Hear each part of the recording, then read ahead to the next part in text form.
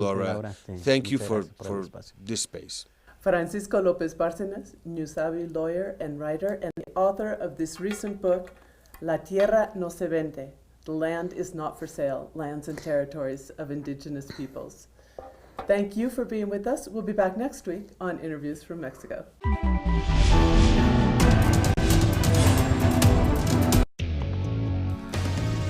A review of the world news that investigates, incites analysis, and induces criticism, because every event has a context. Pusimos el punto en la I. Dotting the I. Saturdays, only on Telesur.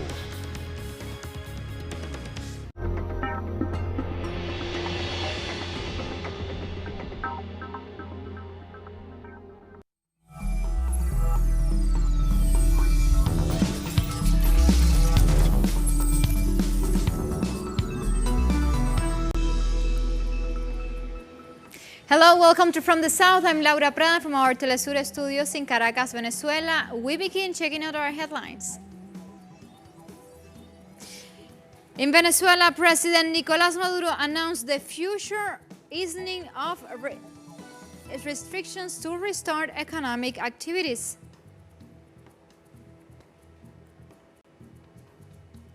The number of confirmed COVID-19 cases across the African continent surpassed 115,000 deaths. Palestinia's Foreign Ministry of Foreign Affairs condemned Israel's development plans for the city of Jerusalem.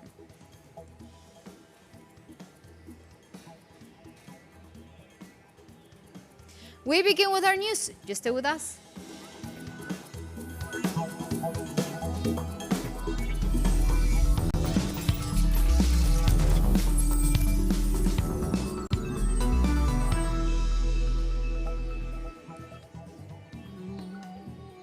We begin with our news. In Venezuela, President Nicolás Maduro announced in the near future a plan will be implemented for the easing of restrictions and to restart economic activities.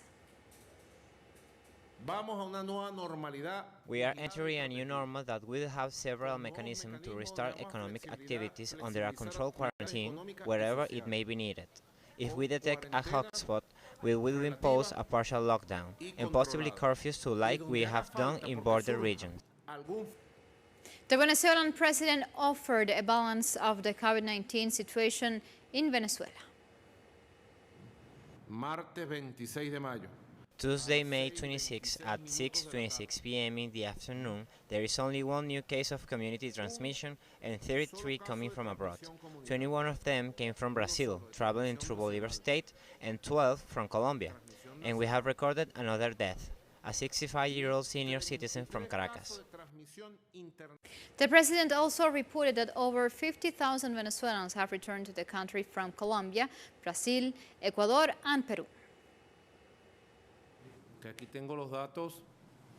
As of Tuesday, 50,210 Venezuelans have returned to Venezuela. Of those, 29,980 came through Táchira State, 5,581 through Zulia, 300 arrived at the Maiquetía airport in La Guaira.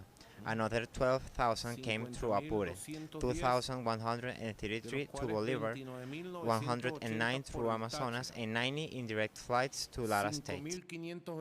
And during his weekly report, the Secretary General of Nicaragua's Ministry of Health, Carlos Sáenz, offered the latest report on the COVID-19 situation. During this week of May 19 to May 26, we have carefully monitored 480 Nicaraguans, some of whom have tested positive for the virus and others who remain in observation. Likewise, 171 people have been sent to their homes after the quarantine period. Since the beginning of the pandemic, we have been working to provide assistance to Nicaraguans' families. In the Dominican Republic, economic activities are being gradually reactivated. Authorities have implemented measures that benefit mainly companies and come 2 months after the lockdown was imposed, as the virus affected more than 15,000 citizens in the country. Despite concerns of resurgence of the coronavirus, the gradual reopening of the economy is moving forward to its second phase scheduled for June 3rd. The third phase is currently scheduled for June 17th, when businesses with up to 50 employees will be able to work with 100% of their workforce.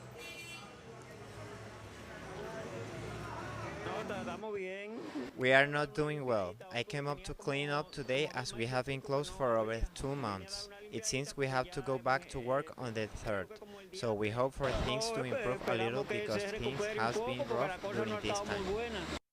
And the American continent has emerged as the new epicenter of the COVID-19 pandemic, according to the World Health Organization, as a study forecasts death surging in Brazil and other Latin American countries through August.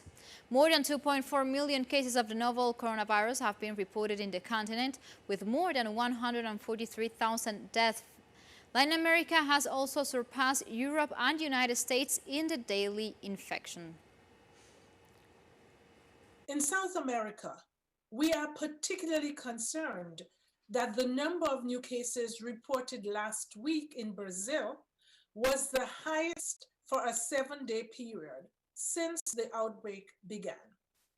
Both Peru and Chile are also reporting a high incidence, a sign that transmission is still accelerating in these countries. For most countries in the Americas, now is not the time to relax restrictions or scale back preventive strategies. Now is the time to stay strong, to remain vigilant, and to aggressively implement proven public health measures. And as Brazil's daily COVID-19 death rate climbs to the highest in the world, a study is warning their total death toll could climb all the way to 125,000 by early August. Brazil must follow the lead of Wuhan, China, as well as Italy, Spain, and New York by reinforcing mandates and measures to gain control of the fast-moving epidemic, wrote the IHME Director Christopher Murray on Monday. Brazil's 24-hour death toll was for the first time highest than the United States for the first time. According to the Health Ministry, Brazil registered 807 deaths, while 620 people died in the United States.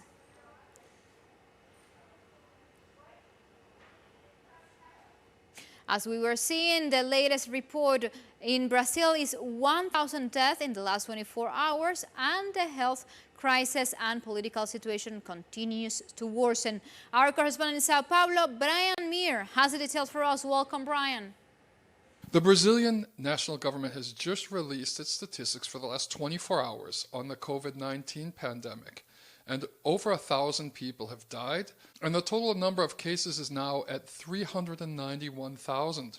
This puts Brazil in second place in the world. As the death toll continues to mount, it appears that Brazil is nearing its peak. At the same time it's nearing its peak, however, the pressure builds on the governors to drop all of the isolation and lockdown orders. Today, the federal police raided the governor's mansion in Rio de Janeiro as part of an investigation into fraud allegedly committed by Governor Wilson Witzel. Wilson is being accused of fraud and embezzlement in the course of construction of the field hospitals in Rio de Janeiro that were erected to address overflow from the public health system in the coronavirus pandemic. However, a lot of people are crying foul play. In the video of the April 22nd cabinet meeting, President Bolsonaro is seen ranting against Governor Witzel and Governor Doria, the governors of Rio de Janeiro and São Paulo states, because of their lockdown orders. It appears that the governors see the raid on Governor Witzel's house as a threat. Today, São Paulo Governor João Doria announced, in the height of the pandemic, with the highest death tolls to date being recorded daily in São Paulo, that they're going to reopen the entire state gradually during the month of June. Thank you, Brian. Moving on, we have now elections in Suriname.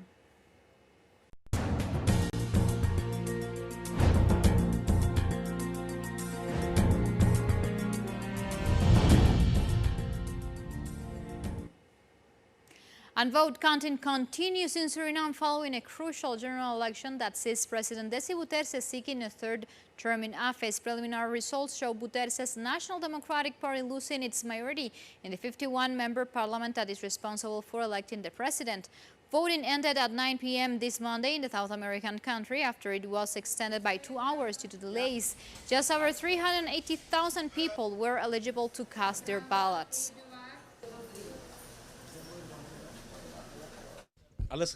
There were enough signs that the president and government would commit fraud. Everything indicates that therefore we have taken extreme measures. We have foreign representatives from the OAS and CARICOM here, but we still open our own institute in order to check better. I have fulfilled my civic duty, and I say if you don't vote, then you vote anyway. This means that you did not want to help with an extra vote because your vote is subtracted. That is why I came to vote.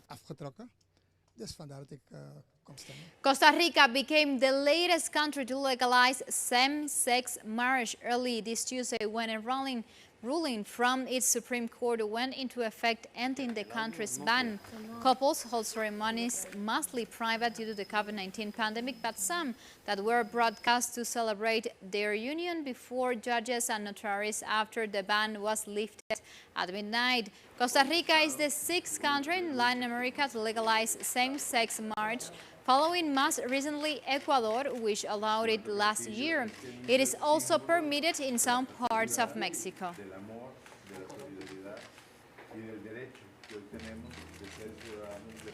With this information, we come to a first break. Remember, follow us on Twitter at Telesur English and on my account at Laura P. Telesur. We'll be right back with more news.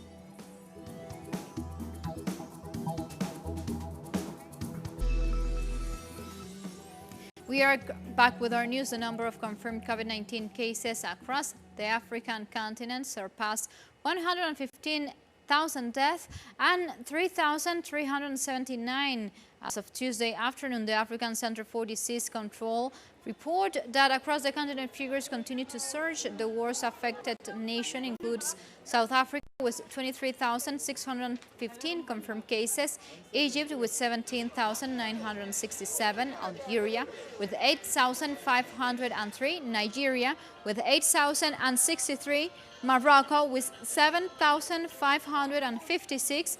The African Center for Disease Control said that the Northern African nation is the most affected area across the continent, both in terms of positive COVID-19 cases as well as the number of deaths.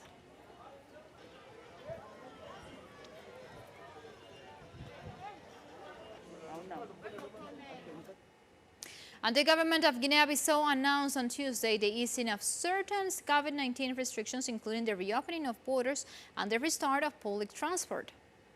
Regarding the reopening of the borders, authorities require that all passengers entering Guinea-Bissau present a medical certificate indicating they have tested negative for COVID-19. However, all residents of Guinea-Bissau's 9 regions are still confined and not allowed to travel between regions. In the meantime, public transport can only operate at half capacity, and there is a limit of 3 passengers for all taxis. According to the government, the curfew is maintained.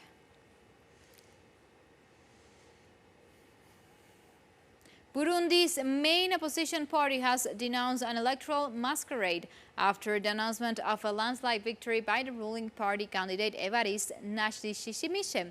Mr. Ndayishimiye won the presidential election with 68.72% of the vote against 24.19% for Mr. Rawasa, who came second according to official figures. But the opposition boycotted the announcement of the results, saying they would not endorse this masquerade. The NCL spokesman said that his party was at the top of the results compilations carried out internally, mentioning scores of 57% or 58% of the vote dependent on the ballots. And South Africa's President Cyril Ramaphosa announced that places of worship will reopen when the country moves into phase 3 of the 5-tier coronavirus lockdown next month. We have therefore determined that as part of the regulations for Alert Level 3, the current restrictions on congregational worship will be eased in a carefully measured way. Churches, synagogues, mosques, temples, and other recognized places of worship may resume services, but these will be limited in size to 50 people or less, depending on the space available. As we worked tirelessly to heal the divisions of the past, so too will our united action bring us healing from this pandemic. May God continue to bless South Africa and protect her people. Increased jihadist attacks in Burkina Faso since 2017 have led to the closure of more than 2,000 schools, according to a report released on Tuesday. The Ministry of Education said that 2,500 schools have been closed, depriving nearly 350,000 students across the education, and at least 222 education workers have been victims of terrorist attacks. The authorities have documented 126 attacks and armed threats against education professionals, students, and schools. Since the attacks on schools began, at least 12 education professionals have been killed and 17 others assaulted or abducted, with many others forcibly detained and threatened. The Burkinabe authorities said have suspended since mid-March due to the coronavirus outbreak. Classes in schools and universities are due to resume gradually from June 1st, to the government said.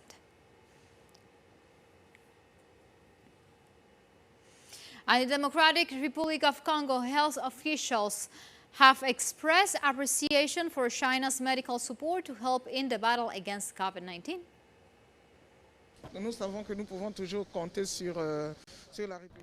We have always known that China is a friend we can count on. Today, like all other countries, we are facing difficulties given the persistence of the COVID-19 pandemic.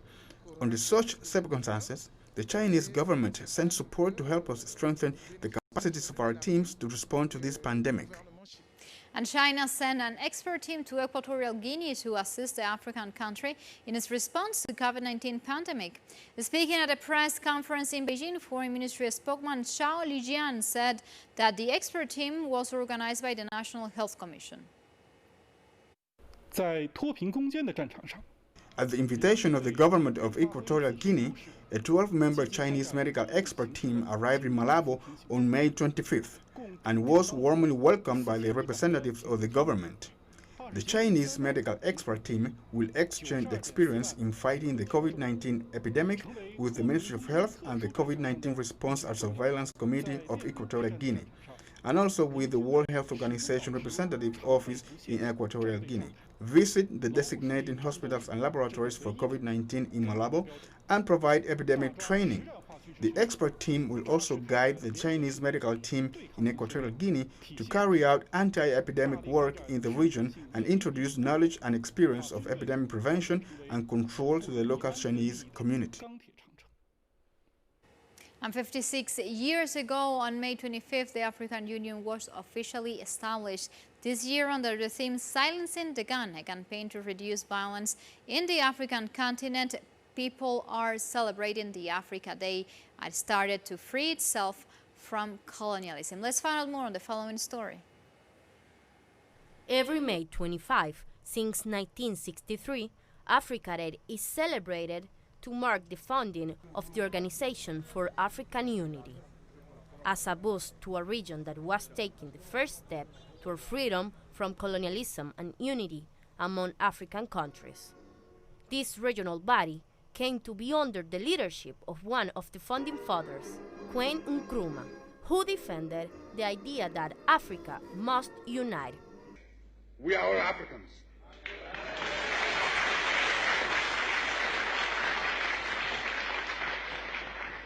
Africans fighting for Africa's independence, Africa's unity, Africa's future. This year, Africa Day comes at the time when the world faced a major threat with the COVID-19 pandemic that has upended most of the world's systems. The global recovery depends on our ability to accept the reality that this virus will be with us for some time and that we need to prepare to adapt accordingly. The crisis caused by the pandemic has highlighted South-South cooperation, with China extending its hands to Africa.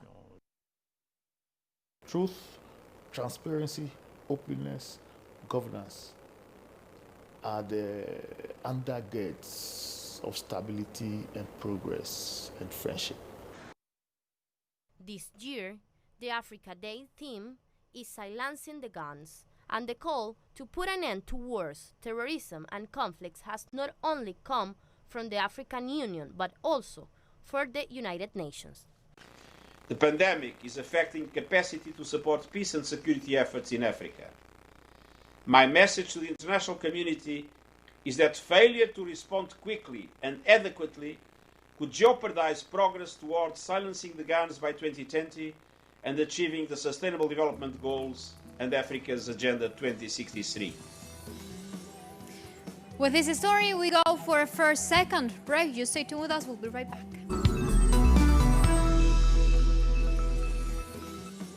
We are back with our news. On Tuesday, Palestine Ministry of Foreign Affairs condemned Israel's deployment plans for the city of Jerusalem, plans that Prime Minister Benjamin Netanyahu approved earlier this week. The plan is aimed at the deepening Israeli occupation of the city and, according to the Palestinian Foreign Ministry, creating a new fait accompli in favor in the occupation narrative and its false claims. This comes after Israeli radio reported that Netanyahu gave instructions to draft a $57 million plan to develop the city of Jerusalem to improve its infrastructure and develop tourism in the city.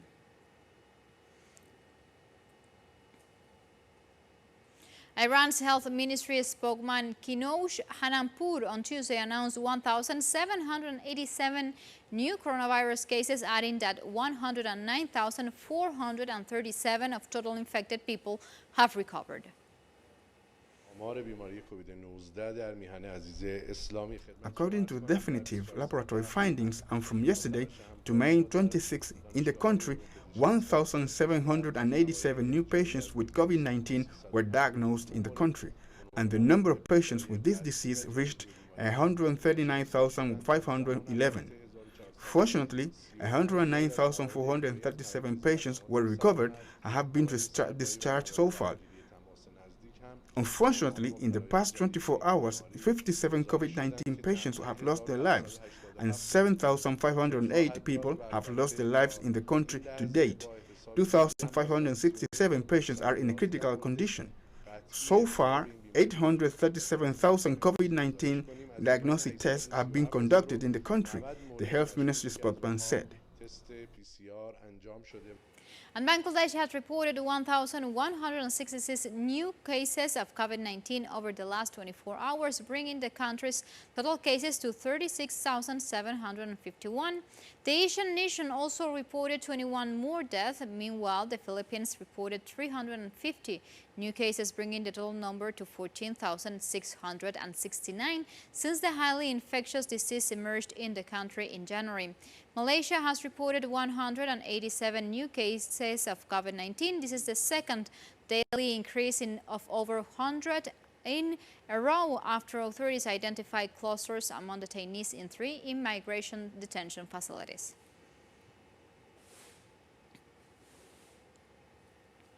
And the government of Afghanistan says it was in the process of freeing 900 Taliban members from prison on Tuesday, the biggest such release yet, and urged the insurgent group to extend a 3-day ceasefire set to end at midnight. Prisoners' release was part of an exchange under a deal struck by the Taliban and United States in Qatar in February as a prosecutor to peace talks between the Islamist militants and an inclusive Afghan delegation aiming to end the 20-year-old war. The Taliban announced a 3-day ceasefire for the Eid al-Fitr holiday as fighting between Taliban and Afghan forces has intensified in past weeks, as the government said it would resume an offensive against the militant group in the wake of its deadly attacks nationwide earlier this month. I was in prison for 6.5 years in background prison. You know the reason why we are free today. I can't talk a lot because I am so surprised. It's only when I saw you, the media, here that I realized that we are free. There is no media access inside the prison. I was not aware that. I have been in prison for 7.5 years, and today, thanks to the mercy of God, I have been released.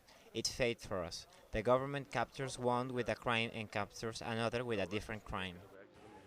Moving on, in China, President Xi Jinping participated in several meetings with the national parliament to define a strategy for the post-pandemic era. This, among other topics. We have the details from Beijing from our correspondent Iramsi Peraza. Welcome.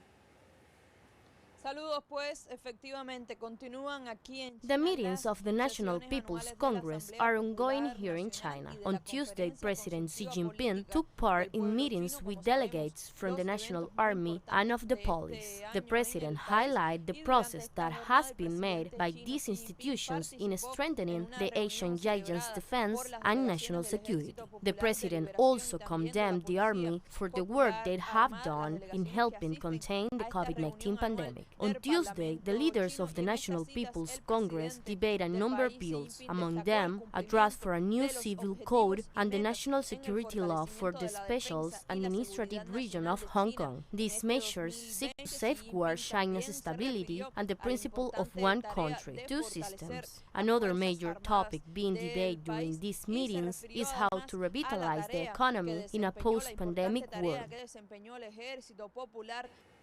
Thank you, Iramsi. And French President Emmanuel Macron announced an €8 billion plan to make France the top producer of clean vehicles in Europe, urged French car makers to manufacture the vehicles nationally. French car plants are only just starting to rev up production after the coronavirus lockdown, which hit the auto sector badly, and Macron wants to accelerate the transition to electric cars to help revive the industry. To achieve that goal, he said France would increase the state bonus for consumers buying electric cars to €7,000.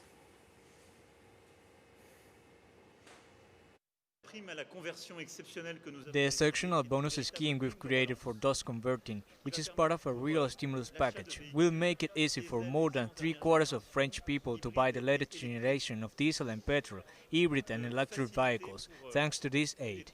It could not be more simple. 3/4 of French people will be eligible. Russia has announced that the traditional Victory Day military parade on the Red Square will be held on June 24th to mark the 75th anniversary of the Soviet Union's victory over Nazi Germany. The parade was delayed earlier this month due to the COVID-19 pandemic. President Putin ordered authorities to implement all necessary measures to protect the health of those present.